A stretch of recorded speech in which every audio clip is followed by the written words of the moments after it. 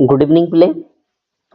आज डिस्कशन करबा डायग्राम केमिति करबो एग्जाम रे। ठीक अछि, योगिभवन यूनिवर्सिटी पई आपण मानन को डायग्राम बने देछि जोटा कि फिलोसॉफिकल फाउंडेशन। ओके, फिलोसॉफी आपण मानन को बने देछि। ठीक अछि, तो स्टार्ट करबा आज रो क्लास। देखो पिले, प्रथमे मु कहबी जो माने बीडी बीपीडी एमईडी जदि एडमिशन करियो पे चाहउछन ताहले एई नंबर आपण माने कांटेक्ट करंतु। ठीक अछि, चलंतु आज क्लास स्टार्ट करबा। देखो पिले, योगिभवन यूनिवर्सिटी रे जोड़ा जो माने साइंस बैकग्राउंड थिबे, ठीक अछि, इंजीनियरिंग बैकग्राउंड किबा साइंस बैकग्राउंड जो माने अछंती से मानक पय कोन कोन रहउची। देखो सब्जेक्ट रहउची, देखो philosophical foundation of education, then होची कोन पर्सपेक्टिव इन चाइल्ड डेवलपमेंट जोटा कि चाइल्ड डेवलपमेंट को होची। ओके,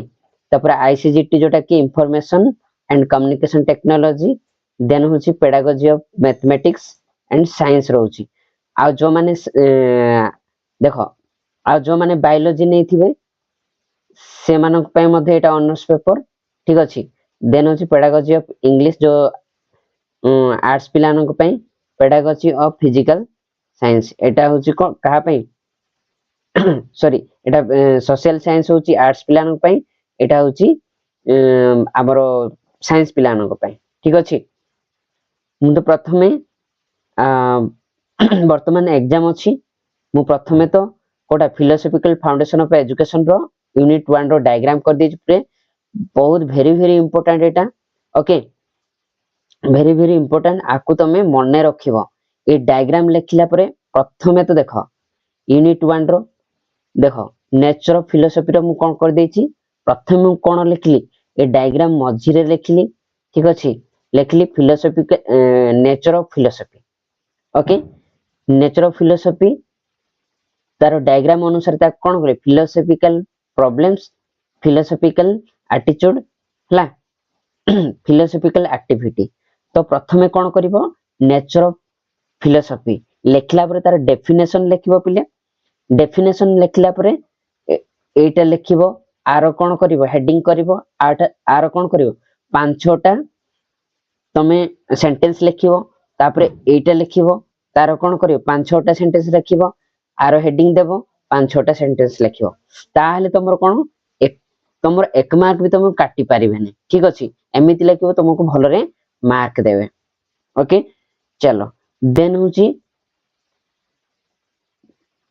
एटा देखो scope of philosophy. Scope of philosophy देखो, स्कोप ऑफ फिलोसॉफी रे कोन देला, एटा स्कोप ऑफ फिलोसॉफी लेखिबो, तार डेफिनेशन लेखिबो हला। तापरे कोन करिवो मेटाफिजिक्स हेडिंग देबो, तार 5-6टा लेखिबो सेंटेंस। तापरे कोन होबो, कोन लेखिबो एक्सियोलॉजी हला, एपिटर्मोलॉजी। ठीक अछि, एपिस्टेमोलॉजी एटा लेखिबो। ठीक अछि, देन एठी कोन लेखा अछि देखो एक्सियोलॉजी रे कोन करिवो एठी सॉरी हां, तो कोन करिवो ताको आउ 3 भाग रे विभक्त करा अछि। Logical value of the logical value slash रे कोन दे अछि ट्रुथ वैल्यू, तापरे एथिकल वैल्यू, तापरे गुड वैल्यू हला, तापन एस्थेटिक वैल्यू। ठीक अछि, एटा तमे लेखिबो। देन होछि पहिले देखो स्कोप ऑफ एजुकेशन, एटा ताकू मझी रे लेखिलो स्कोप ऑफ एजुकेशन को हला। स्कोप ऑफ एजुकेशन तो ताकू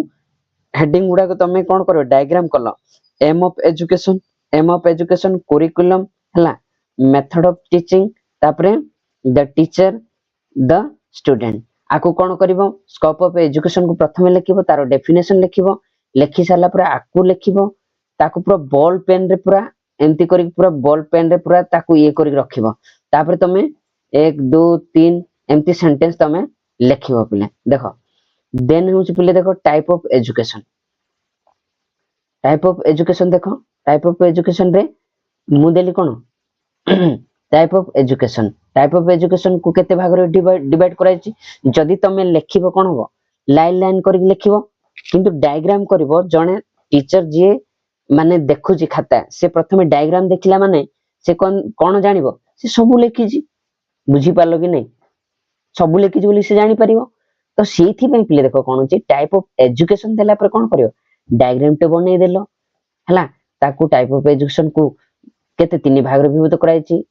कोन होछि informal education formal education non formal education okay then पिले एठी कोन होछि जदी क्वेश्चन आसीछि डायग्राम करिकि तमे लिखिबो ठीक अछि फंक्शन ऑफ एजुकेशन देखो फंक्शन ऑफ एजुकेशन को तमे कोन कलो माने फास्ट लिखिलो डायग्राम टे फास्ट कर देला परे कोन करबे हेडिंग लिखिबो ता परे कोन करबो सोशलाइजेशन हला सोशल इंटीग्रेशन हला सोशल कंट्रोल हला कैरियर सिलेक्शन तापरे नेशनल इंटीग्रेशन तापरे होची कोन पर्सनालिटी डेवलपमेंट तापरे डेवलपमेंट ऑफ सोशल रेस्पोंसिबिलिटी आको कोन करिवो तमे हेडिंग दे कि ताकू डिस्क्राइब करिवो पिले ठीक अछि देन पिले देखो एम ऑफ एजुकेशन देखो एम ऑफ एजुकेशन इठी मुनेली हला एम ऑफ एजुकेशन को मु सेही प्रकार ही मु कोन करबी डेफिनेशन लिखि देली एम ऑफ एजुकेशन फास्ट लिखिबी हला ए लाइन रे लिखिबी तापरे कोन करबी इंडिविजुअल तापरे कोन वोकेशनल तापरे डेमोक्रेटिक तापरे सोशल हला एगु लिखि कि त मु कोन करबी डिस्क्राइब करबी तापरे कंक्लूजन मध्ये लिखिबी पिले कंक्लूजन लिखिबा पय भूलिबो नाही पिले ठीक अछि देन पिले देखो कोन होची मेथड ऑफ टीचिंग देखो मेथड ऑफ टीचिंग रे कोन कलो एटा हेडिंग देला पर मु कोन करली हेडिंग देला पर ताको कोन करबी तारो डेफिनेशन लिखि देबी डेफिनेशन लिखला पर एठी कोन करबी एटा लिखिबी तापर तारो डिस्क्राइब करबी एटा लिखिबी डिस्क्राइब करबी पूरा बॉल पेन रे ताको गोल माने कोन गारो माने ताको चतुर्भुज करी ताको पूरा बॉल पेन रे पूरा सुंदर रे रखी की ता तळे तळे लिखिबो पिले ठीक अछि एटा को लिखिबो कोन होची मेडिटेशन हला मॉनिटरियल सिस्टम हला तापर कोन होची एक्सप्लेनिंग मेथड तापर कोन होची क्वेश्चन आंसर मेथड हला एम्ति करिवो देन पिला कोन यूनिट 2 को जिबा यूनिट 2 रे कोन पिले देखो यूनिट 2 रे इंपोर्टेंट कोन पिले देखो जहा इंपोर्टेंट मु तुमको सब देछि हला एजुकेशन ड्यूरिंग एशियंट पीरियड हला तो एठी कोन होची एजुकेशन ड्यूरिंग एशियंट पीरियड रे कोन होची पिले देखो एशियंट कोन होची एडिक्शन कोन एशियंट एडिक्शन एमिति भी करि परिबो एमिति मध्य करि पारे ए प्रकार मध्य करि परिबो ए प्रकार करि परिबो किंतु सबटु बेस्ट होची एमिति करिवो ठीक अछि द वेदस लिखलो वेद को केते भाग रे विभक्त कराइछि चारि भाग रे कोन होची ऋग्वेद यजुर्वेद हला अथर्ववेद सामवेद तो एटा केमति लिखिबो को प्रथमे द वेदस लिखिबो तार डेफिनेशन लिखिबो तापर ऋग्वेद यजुर्वेद अथर्ववेद सामवेद तारो डिस्क्राइब करी जीवो पिले देन पिले देखो तार फिलोसोफर नेम हला फिलोसोफर नेम एटा मने रखिथिबो एटा important philosopher name Rabindranath Thakur को विषय तमे लेख बोली दिया हिथिबो सेटा लिखिबो एसे देइथिबो हला इंट्रोडक्शन अबाउट द हिमसेल्फ ताको विषय रे इंट्रोडक्शन दियो बोली कहैथिबो तार इंट्रोडक्शन लिखिबो एम ऑफ एजुकेशन हला इंपोर्टेंट क्वेश्चन गुडा को देखो फिलोसॉफी एम ऑफ एजुकेशन हला एजुकेशनल थॉट एंड प्रिंसिपल हला मेथड ऑफ टीचिंग हला देखो एठी इंपोर्टेंट कोन तापर टीचिंग स्टूडेंट रिलेशनशिप एतिक जिंस ही इंपोर्टेंट हला रविंद्रनाथ ठाकुर को विषय रे इंट्रोडक्शन अबाउट हिमसेल्फ निज विषय माने ताको विषय रे कोह बोली कहैथबो aim of education educational thought principle हला method of teaching the teacher student principle एटा ही तमे डायग्राम करिवो एमिति क्वेश्चन आस्थिबो हला देखो मु कोन कहछि पार्ट ऑफ वेद को केते भाग रे विभक्त कराइछि देखो पार्ट ऑफ वेद एठी कोन करिवो प्रथमे डेफिनेशन देबो तापरे कोन कहयो मंत्र संहिता तापर कोन दो ब्राह्मण्स हला आर कोन आरण्यक्स तापर कोन उपनिषद एटा को तमे लिखिबो देन पिले देखो यूनिट 3 को आसला हला यूनिट 3 रे केमति करिवो देखो यूनिट 3 रे मध्ये समिति देखो यूनिट 3 रो कौन सी eastern system and western school of philosophy देखो एठी कोन फिलोसफी कोन होला फिलोसफी संख्या हला न्याय प्रथमे फिलोसफी लिखिबो तापरे संख्या लिखिबो हला न्याय लिखिबो तार एटा लिखिबो तापर कोन होची इंट्रोडक्शन ऑफ डेफिनेशन तार प्रथमे डेफिनेशन लिखिबो फिलोसफी रो तापर कोन संख्या लिखिबो न्याय लिखिबो देन पिले देखो योगा फिलोसफी रे कोन करबो एसेट ऑफ योगा ताकू कोन करबो एसेट ऑफ योगा को कोन डेफिनेशन लिखिबो तापर ताकू तार डायग्राम भितरे जति की अछि एमिति डायग्राम करबो हला यमा न्यमा हला आसना तापर कोन प्राणायाम आसन प्राणायाम हला प्रत्याहार तापर कोन धारण तापर कोन होची मेडिटेशन समाधि एगुडा को तमे कोन करबो लेखिकी तारो डिस्क्राइब करबो एटा गुडा को हेडिंग गोटे देबो तमरो एक भी कटिबेनी तमरो ठीक अछि मैक्सिमम तमे 8 सीजीपीए एबव रखिबो हला आइडियलिज्म कोन करबो आइडियलिज्म लिखि देबो तापर कोन करबो डेफिनेशन लिखिबो तापर सब्जेक्टिव लिखिबो पार्ट लिखिबो ऑब्जेक्टिव पार्ट लिखिबो साइंटिफिक पार्ट लिखिबो हला तापर कोन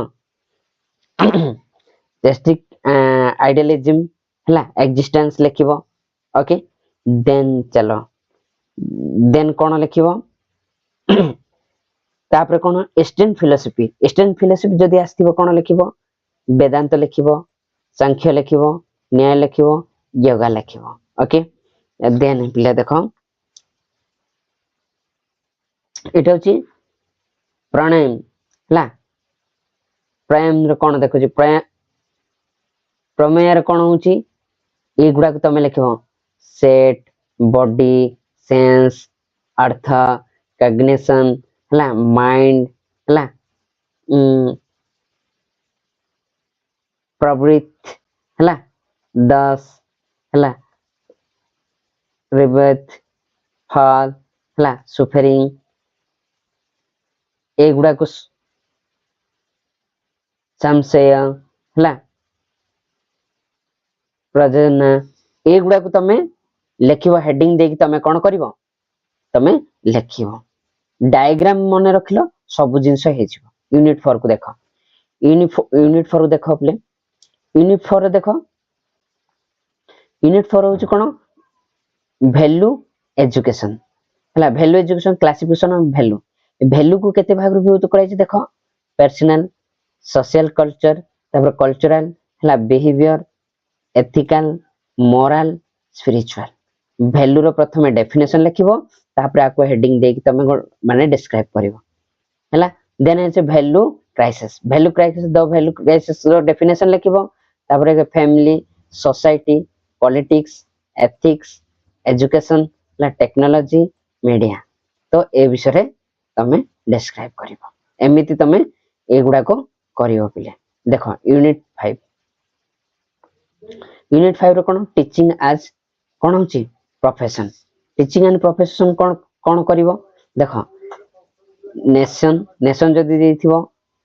Nations citizens education system teacher आको कोन करिवो